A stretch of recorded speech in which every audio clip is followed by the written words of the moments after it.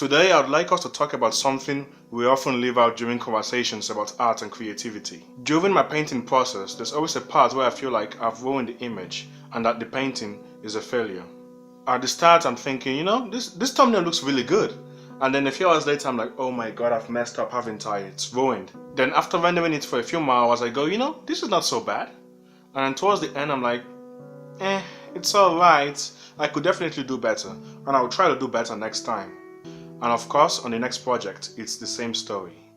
This part of the creative process doesn't get talked about. The part where you feel like you don't know what you're doing, even though you've been doing it for many years. Now, every time I sit down to start a new painting or drawing, I always try to make something that I'm proud of, and that also reflects my current abilities as an artist. But after all these years, I don't think I've ever gotten to that point. You see, making art is like riding a roller coaster. On some days you're high up in the air making great work, and on others your feelings slowly plummet as you start to realize your limitations. And there is nothing worse than putting off a project because you're too scared to see it through to the end. And then going on Instagram or DeviantArt to look at other artwork, which only helps to make things worse because you start to feel like everyone is being so productive while you can't even stand to look at your own painting. Yeah, I've been there. And probably the worst part of this is that there is no fix. It doesn't matter if you're a veteran artist who's been painting for the last 20 years or someone who just started painting last week. We all ride the roller coaster together. And to be perfectly honest, I think we actually need to feel a sense of inadequacy in our work to get better.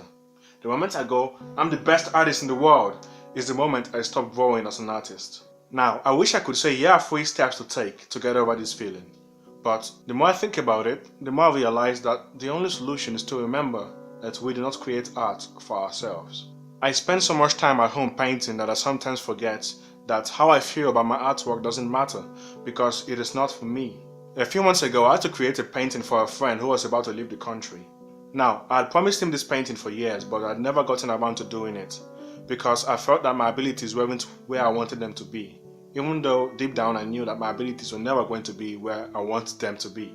But I just gritted my teeth and did it anyway, and you know what? It turned out alright. And while doing it, I didn't feel like I was the worst artist in the world. And sure, if I had spent a few more days on it, I would have ended up with a much better image. But that wasn't the point. All I wanted was for it to bring back good memories wherever he stopped to look at the painting.